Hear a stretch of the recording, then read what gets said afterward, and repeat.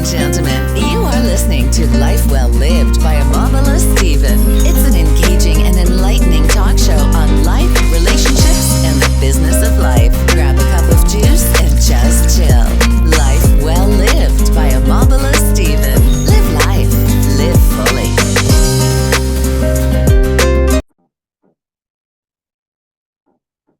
Good to have you on the show, Live Well Lived by Omobola Stephen. On the show, we focus on expert and insightful, impactful, transformational insight that is going to pivot the positive changes you and I need as we journey through life. We always emphasize the need for us to embrace personal development and self-improvement along the course of our lives, because when we do so, we tend to find ourselves along the way.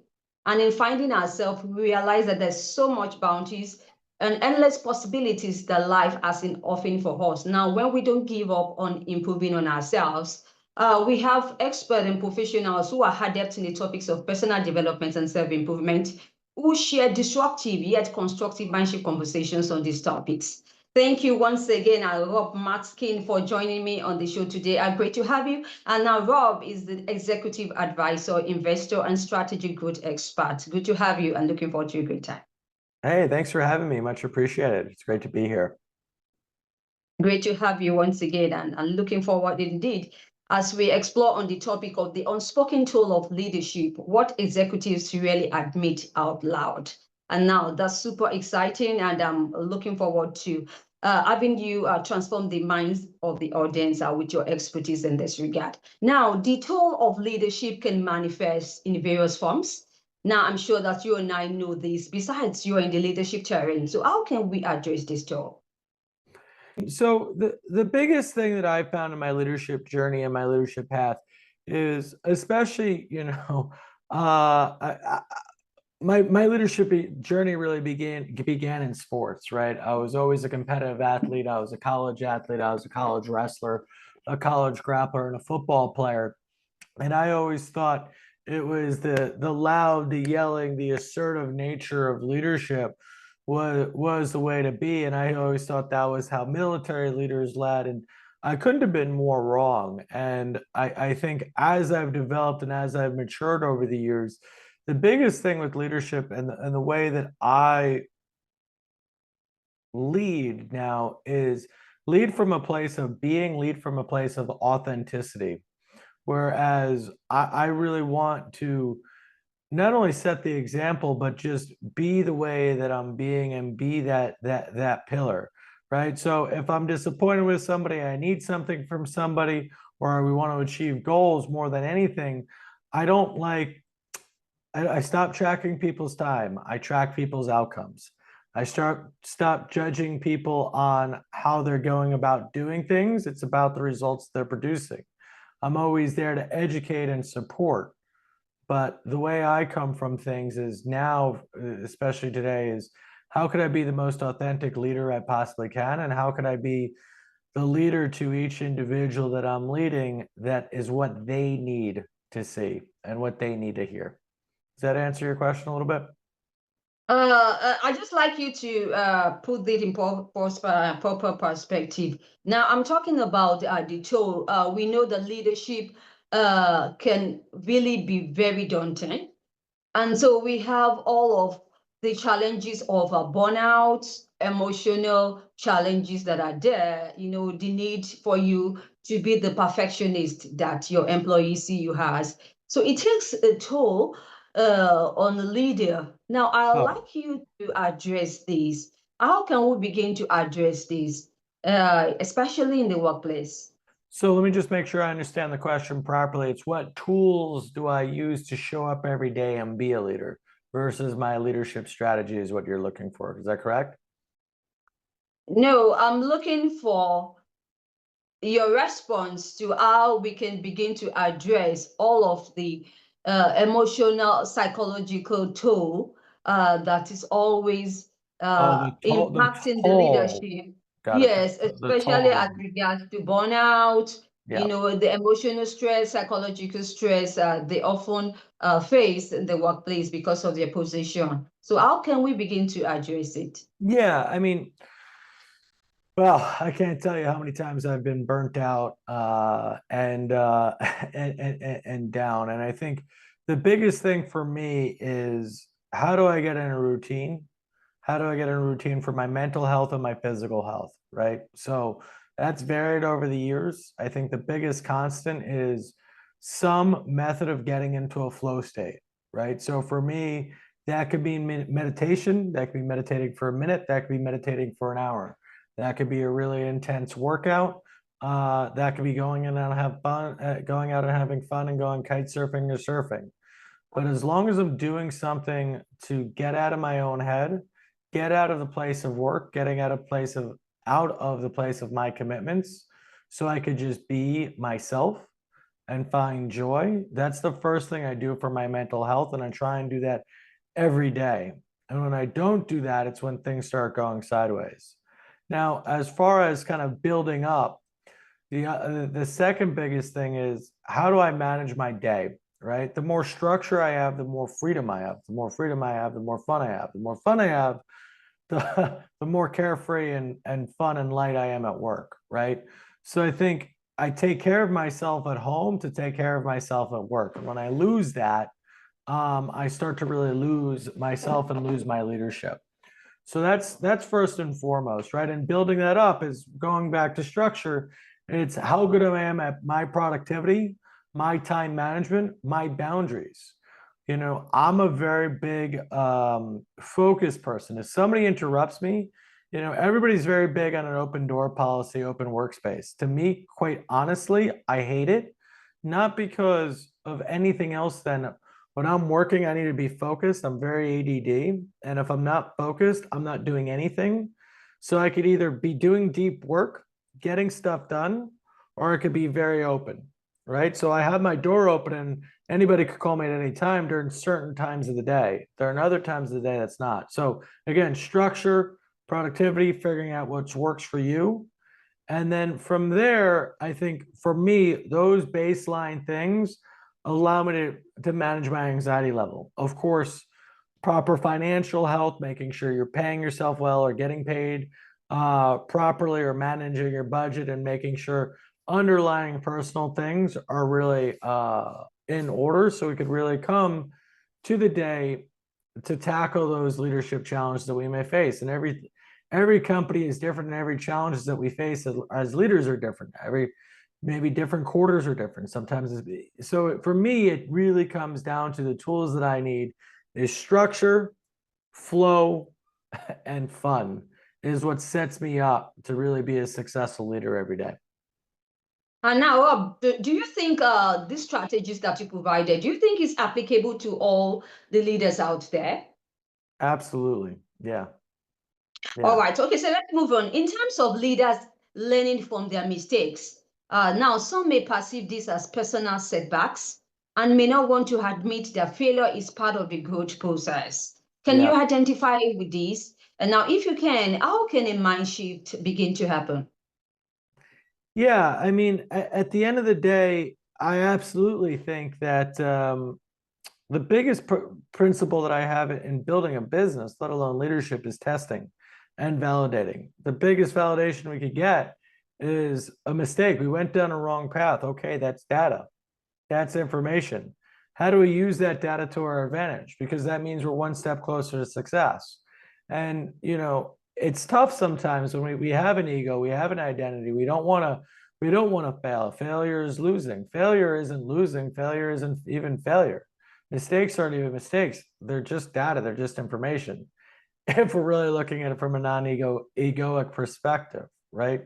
So if you could learn from those mistakes, it's tremendous. I've had 16 different companies, and I just did a post-mortem on one of them that I'm winding down. And one of the things that I really looked at, I got really honest with myself. What worked? What didn't work?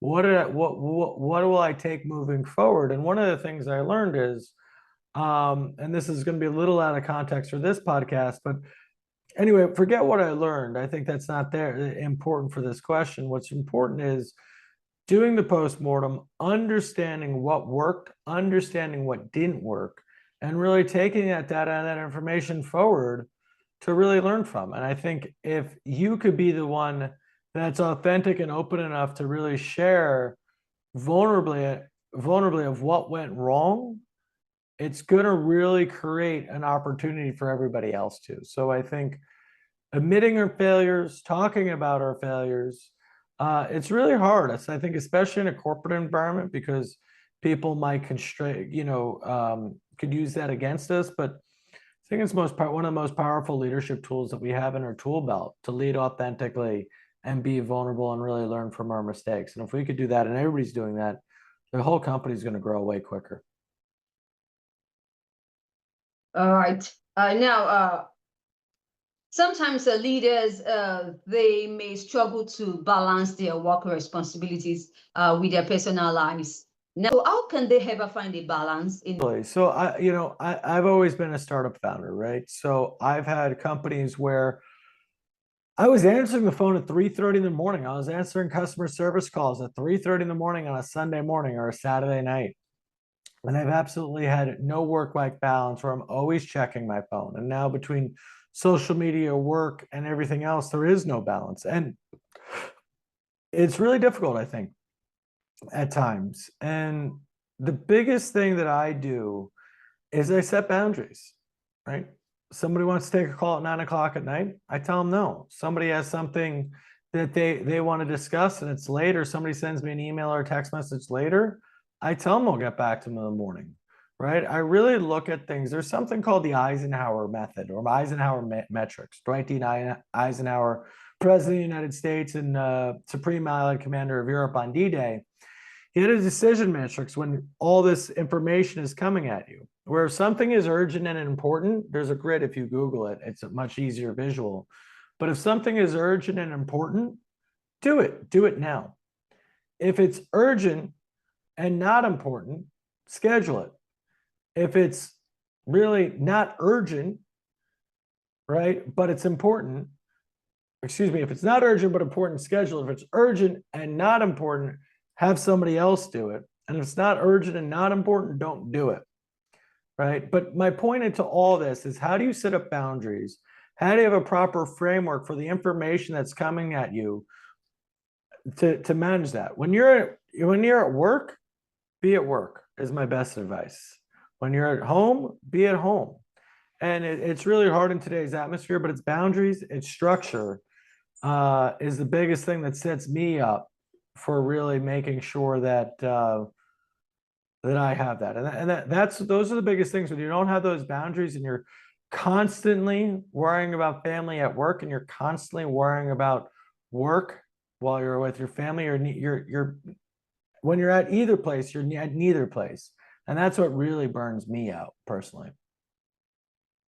Right, Rob. Really, sometimes it may not even be about the family, challenges. It may just be that, personal, issues that you alone are battling with, and yet you see have to maintain the leadership position.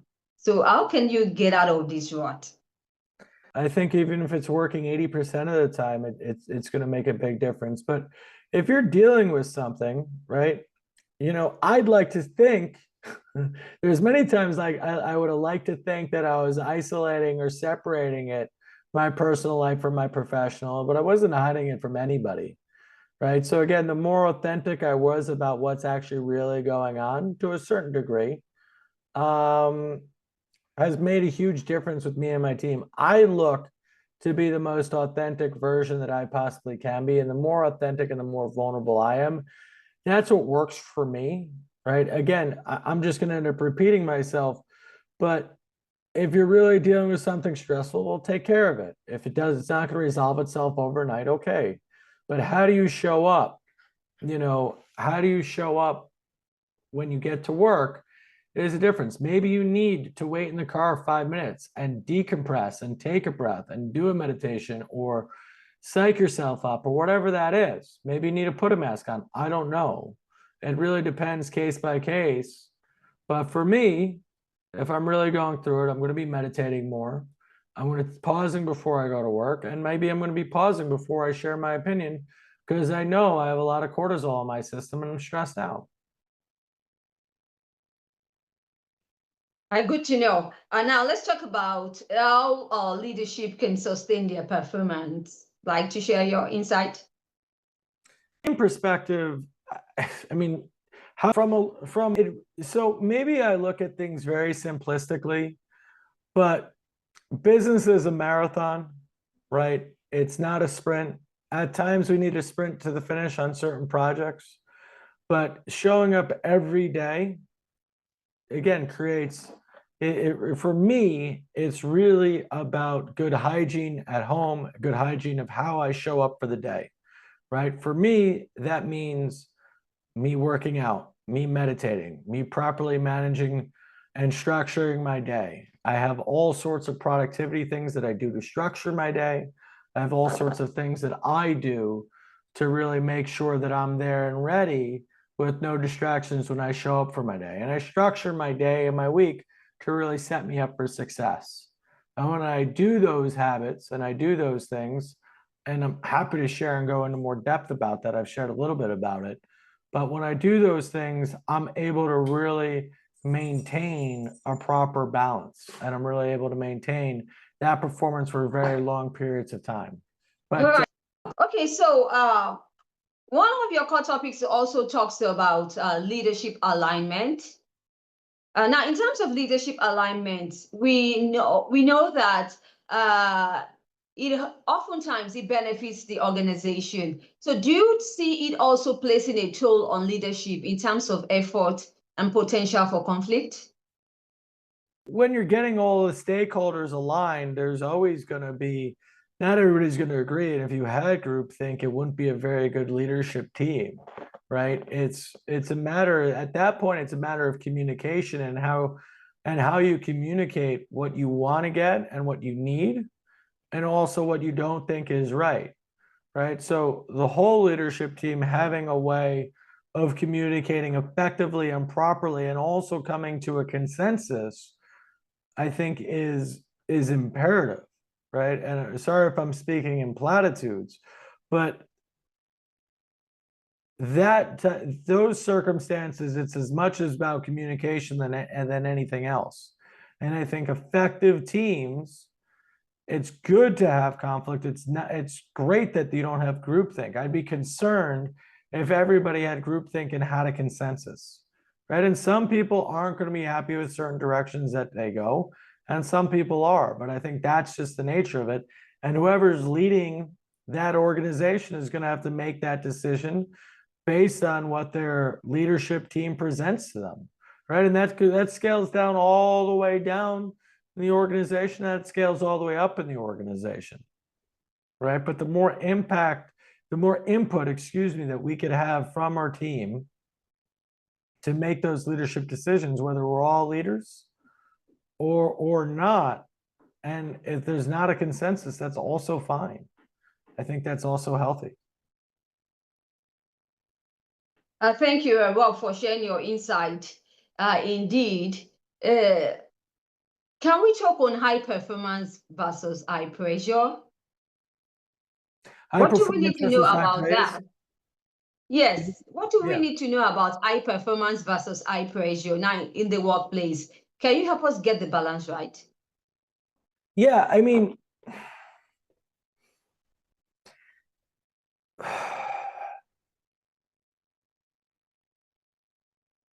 I thrive in high pressure environments. I thrive when I put pressure and deadlines on. And I've also crumbled in front of those, right? I think there's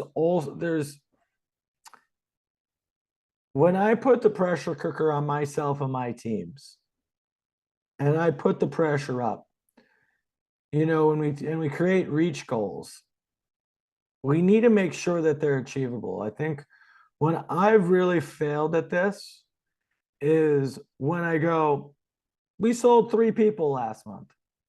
We're going to get 30 this month. What are we going to do differently to get 10x more leads? Nothing. We're just going to do better because we're throwing our hat over the fence.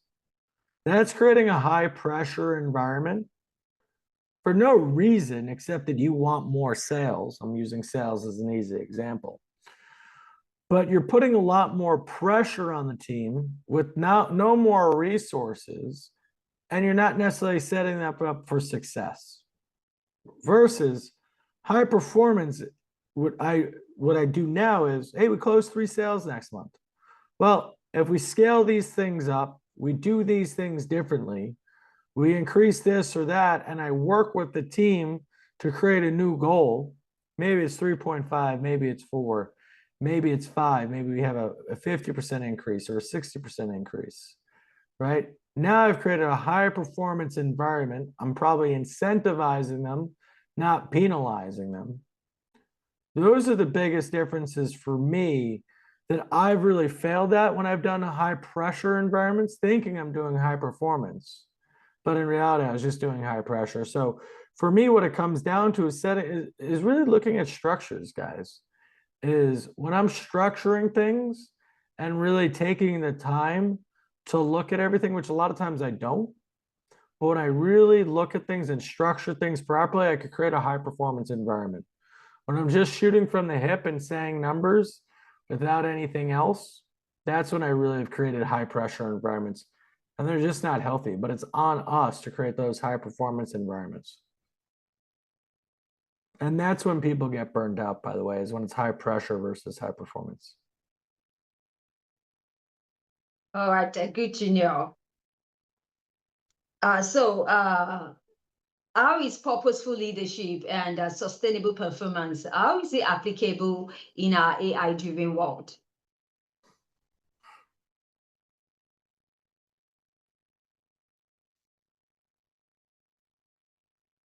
Well, that's an interesting question. I could take that in a few directions, right? The first thing I want to say is I like to be purpose driven no matter what company I'm in, no matter what I'm up to, is how do we make an impact and how do we make a difference, right? I particularly like working in and building companies that particularly have a purpose. Sometimes I don't necessarily have that luxury, right? Now, with that being said, how does AI change the game with purpose? I don't know. There's going to be a lot of morality questions that come in with AI, and particularly how we use that, and moral. There's morality and there's purpose, right? I think they're very two different words and two different things. But really making sure that we have morality in everything that we do and all the tools that we use is number one for being a great leader, because if we don't have it, our team's not, right? But really finding a purpose that we're all really committing to is the easiest place to lead from, is when we're leading from purpose. And how does AI change that? The simple answer is it doesn't. The complex answer is it just might, because it's going to be even more powerful, and any slip up we have is going to be exponentially more impactful. Thank you, Rob. It's been a great time listening to your insight. Do you have any exciting news, perhaps an important project in the pipeline you think is going to add value to the audience at such a time as this? If you have any, you can share them. Thanks so much. Yeah, I mean, so I work on a few different projects, right? I love bringing purpose-driven entrepreneurs together and creating even more purpose and impact in our businesses. That's called Bond Summit. So we have one coming up in October. If anybody's ever interested, please let me know. All my contact info is Rob Matzkin at gmail.com and LinkedIn. So robmatzkin.com. I appreciate you having me here today, and thank you for all the interesting questions and really thought-provoking questions. And hopefully I was able to add a little bit of support to your user base. All right. Thank you once again, Rob, for sharing your thoughts. Really wish you best of luck in these projects that you embark upon, and in also subsequent one. From the bottom of my heart and on behalf of the audience of the podcast, Omobola Stephen, we wish you best of luck indeed. Now, I've been talking about the unspoken tool of leadership, what executives really admit out loud. And now with me is Rob Matzkin, the executive advisor, investor, and strategic goods expert here. Provide insight on this topic. We really had a great time having you share your thoughts and also your valuable contribution to the topic of discussion.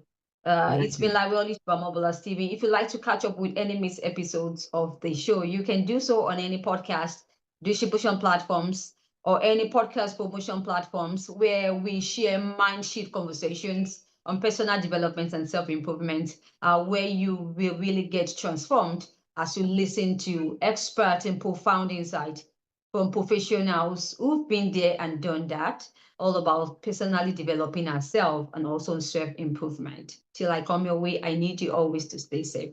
My name is Omobola Stephen. I'm the host of Life Well Lived by Omobola Stephen. Talk to you soon.